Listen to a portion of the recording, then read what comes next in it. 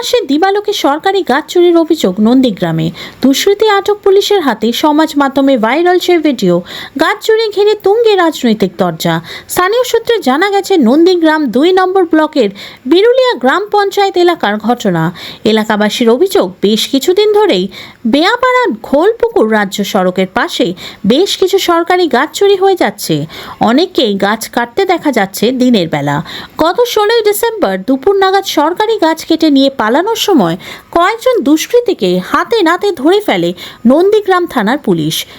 গাছ আটক করেছে এমন ভিডিও সমাজ মাধ্যমে ভাইরাল হয়। শোরগোল পড়ে যায় গোটা এলাকায়। এই গাছ চুরির ঘটনা নিয়ে রাজনৈতিক তরজা শুরু হয়েছে।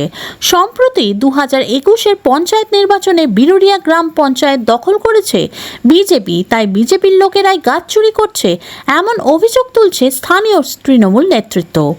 অপরদিকে তৃণমূল কংগ্রেসের তোলা অভিযোগে সম্পূর্ণভাবে অস্বীকার করেছে বিজেপি, উল্টে তৃণমূলের দিকেই অভিযোগের আঙুল তুলেছে। প্রকাশ্যে সরকারি গাছ চুরির অভিযোগ, ইঞ্জিন ভ্যানে গাড়ি গাছ নিয়ে পালানোর অভিযোগ। আগামী দিনে কতটা শক্ত হাতে দমন করতে পারবে স্থানীয় প্রশাসন, সেটাই এখন দেখার বিষয়। ব্যুরো রিপোর্ট, আরজি সমাচার। গত সম্প্রতি বিরুলিয়া গ্রাম পঞ্চায়েত এলাকায় সরকারি গাছ চুরির একটা অভিযোগ এবং তার একটা ভিডিও ভাইরাল হয়েছে, যাতে দেখা যাচ্ছে পুলিশ বেশ কিছু গাছ আটক করে নিয়ে যাচ্ছে। আমি বিষয়টা শুনে খোঁজ নিয়েছি যে বিরুলিয়াতে বিজেপি পরিচালিত গ্রাম পঞ্চায়েতেরই মদতে ওখানে বেশ কিছুদিন ধরে রাতের অন্ধকারে এবং আস্তে আস্তে সেটা প্রকাশ্য দিবালোকে মানে চুরির একটা আখড়া তৈরি হয়েছে। সরকারি গাছ তারা এইভাবে দিনের পর দিন কেটে নিয়ে নষ্ট করছে এবং কেটে নিয়ে যাচ্ছে। এ বিষয়ে আমরা প্রশাসনকে অভিযোগ জানিয়েছি এবং প্রশাসন কিছু গাছও ইতিমধ্যে সিজ করেছে। তো বিজেপির কর্ম এবং ধর্মই হচ্ছে এটা চুরি করা।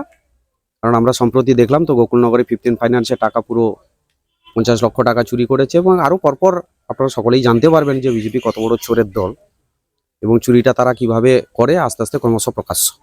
বিরুলিয়া অঞ্চলে বিজেপি নেতৃত্ব বলছে খোঁজ নিয়ে দেখবেন যে তৃণমূলের কেউ না কেউ গাছ চুরির সঙ্গে যুক্ত। তৃণমূলের লোকেরা এই ধরনের কাজকর্মে কখনোই জড়িত নয় আর যুক্ত নয়, আর কখনো করে না এরকম নজির তৃণমূলের কোথাও নেই।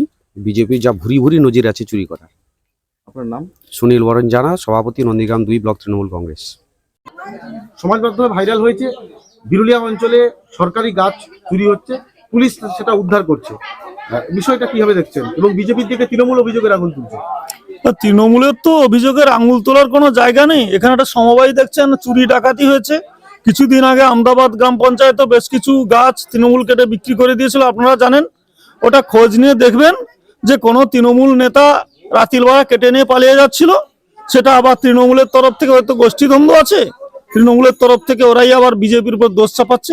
এটাই হচ্ছে বিষয়। বিজেপির এমন কোনো দিন পড়ে যায়নি যে রাস্তার গাছ কাটতে হবে বিজেপিকে। আপনার নাম?